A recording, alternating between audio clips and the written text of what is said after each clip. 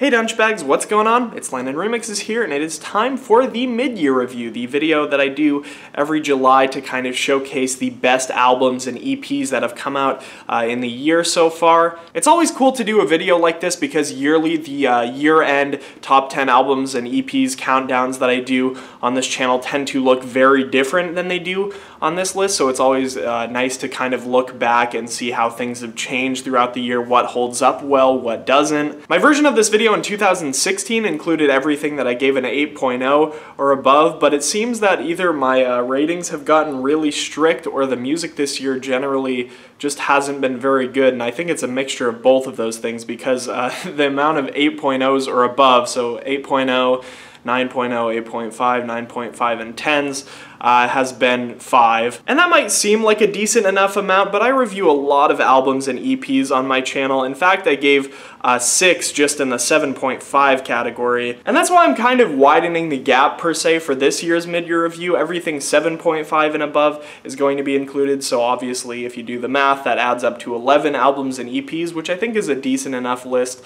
of stuff that you guys should check out if you haven't already. Before I get too deeply into this video though, I would like to remind you guys that I am doing a live stream right here on the Landon Remixes channel at noon PST. I don't know what that is for everyone else, but that's going to be about an hour after this video goes up. I would absolutely love it if you guys could stick around. I'm going to be answering your questions live and doing a couple giveaways as well to celebrate 3,000 subscribers.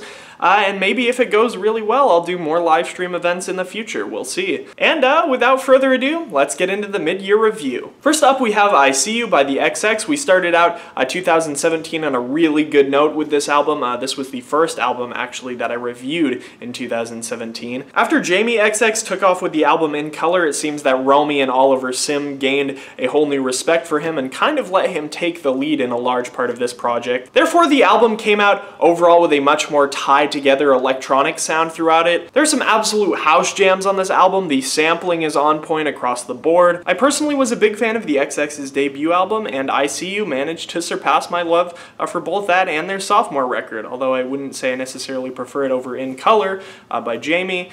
This album was very solid. Next up is the Luminous EP from the longtime Monstercat artist Draper. Draper has typically been better known for his contributions to dubstep, but I've absolutely loved the kind of indie dance direction that he's been going in more recent months. Luminous, simply said, is probably a collection of Draper's most radio-friendly content he's done to date, and generally I really liked everything he put together on this. The vocal chops are absolutely on point on this one. The production is generally pretty smooth. That being said, Draper doesn't really step out of the box too much in this EP, but I enjoyed it enough myself. Next we have the Skin Companion EP 2 by Flume. I guess people were really disappointed when I gave Flume's Skin album such high regards, and then I just wasn't a huge fan of the first Skin Companion EP. I thought it wasn't really super expansive off the Skin album, and I thought a lot of it just seemed to be kind of repeating what Flume was trying to get across with that album. But then the Skin Companion 2 EP came out, and it seemed to be a much more expansive take on the Skin album. In fact, I would have absolutely loved to see this thing like attached to the end of the Skin album because I felt like it had so much good content on it. This is an absolute essential when it comes to EP releases in 2017, so I would definitely suggest you guys go check this one out if you haven't yet, especially if you loved that Skin album like I did. There were some absolutely insane collaborations on this EP with Pusha T and Dave Glass Animals. Those were two of my favorite. And then the track Hyperreal, the last of the Skin series, dropped, I think it was a couple months after this EP came out, and I was also a big fan of that. I didn't get to talk about that one on my channel, but I personally was pretty into that track myself. Moving on, we've got the All Killer No Filler EP by Dodge and Fuski, an EP that I did not anticipate loving as much as I did. With the Disciple, Never Say Die Black Label EP formula, I typically have not been able to get into that kind of thing, especially when it's come to Dodge and Fuski's EP as well, but I personally really loved this EP. Chris, aka Fuski, made his return to this project after being absent from Dodge and Fuski for a few years, and his return was pretty good. We see Dodge and Fuski experimenting more with rhythm on this EP, a genre that I typically haven't absolutely loved in the past just for its really simplistic nature, but I ended up liking all of the tracks on this EP. In fact, the only one that I didn't really love was probably Big Rhythm Mariachi, and that's not because I thought the drop was bad or anything, it was just because the mariachi actual sounds that they used did not sound even remotely like a mariachi band, so I thought the sampling in that one was really weird and out there and not in probably the best way they possibly could have. Definitely one worth checking out with some really solid content. Next up, we have the debut album by Grabbitz, Things Change, and my review for this album was one of my easy highlights of 2017, with me actually being able to cover the album with Grabbitz. In short, this LP could have flopped, it could have been very bad. Grabbitz had his own freedom to kind of do what he wanted with this album though, because he was doing it independently, and I personally didn't really love the direction Grabbitz was going on his Better With Time project, the last project he released before Things Change, but Grabbitz managed to flip it really nicely, kind of still heading in that indie-tronic vein, but taking more elements from his Friends EP that dated back to songs like Here With You Now. Things Change was an album that really nicely boxed up Grabbitz's sounds from the last few years, but was simultaneously very forward-thinking. You can tell that he's going to be moving in a very different direction, and this album is going to serve as a very smooth transition for Grabbitz fans, with him kind of moving from being a DJ to a live performer, and I think we're going to get some absolutely killer stuff in the future, and this is just the beginning. Next up, we have the newest album from Hillsong United, Wonder, and the stakes were really high for this album considering how much I loved their last two prior to this one, but they still managed to pull it off very nicely with this one too. I did get some feedback on my review of that album saying that I was paying too much attention to things like production and the vocals themselves rather than the lyrics, and I'll be straight, like, the lyrics of this album are absolutely immersive. Like, if you just pay attention to that and nothing else, this is probably one of the best albums of 2017 by far, probably literally up there like at number 1 or 2. The majority of this album is just absolutely beautiful, portraying a childlike faith and creation in a very unique way, ways that I'll admit got me a little bit teary. And just like with Empires, the more you listen to this album, the more listenable it becomes.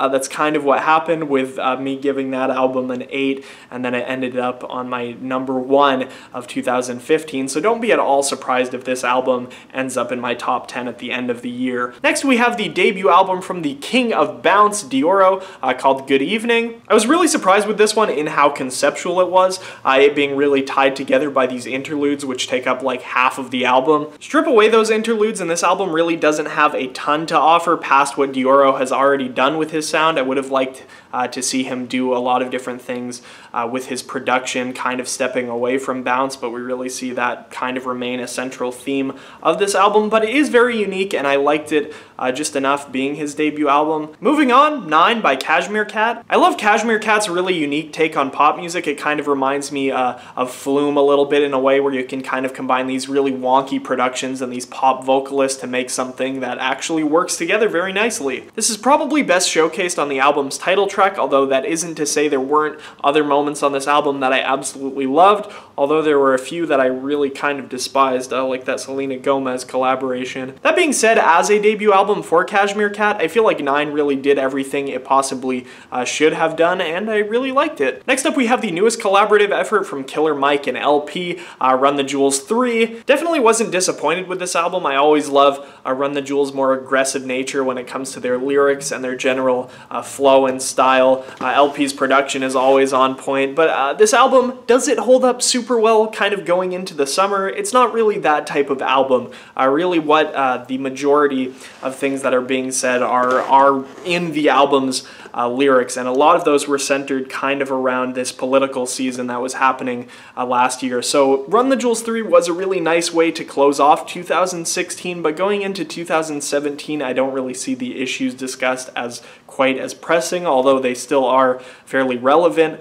I still love this album. These last two albums are probably going to be the two that are most head-to-head for my album of the year for 2017, the first of them being Damn by Kendrick Lamar. Sure, this one wasn't really as experimental as To Pimp a Butterfly, or really as tied together or conceptual as Good Kid, Mad City, kind of placing this album as probably my second to least favorite Kendrick Lamar studio album, but this one is still absolutely fantastic. This album does have a little bit more of a mainstream twist to it, but honestly that just adds to its re-listenability. I found myself coming back to this album probably more than any other album on this list. With Damn, Kendrick Lamar kind of staples himself in as really my favorite rapper in the industry. He's released 4 very solid studio albums, and this one is definitely no exception to those. And lastly, we have Life in Boxes, the debut album from Mase. This is actually the only album that I've given a 9 this year, and obviously I haven't given anything above that either, and that's for very good reason. I don't really want to give too much of this album away again, just because I feel like listeners really need to kind of go into this thing and take it as an experience, as a story, and kind of experience it for themselves. I don't really want to have my opinion kind of go too deeply into that, but this album really had a significant impact on me. Mase did a really good job kind of combining post-rock, ambient, indie-tronica, kind of putting those things together very well, and this thing just turned out into an absolute masterpiece. This is the best album that Seeking Blue has released, period. I'd even put it above Illenium's Ashes, which, as you guys know, I absolutely still loved. So if there was one album that you guys check out from this list that I'm doing today, definitely make it this one. You want to experience this thing. And just like last year, I'm going to go through a quick list of albums and EPs that I have very high expectations for when it comes to the rest of 2017. We'll see how many of those can actually place on my top 10, because that'll be the next video like this that you guys see from me. Next Monday, actually, we've got a new full-length album from Code Pandorum called The Lovecraftian Horrors.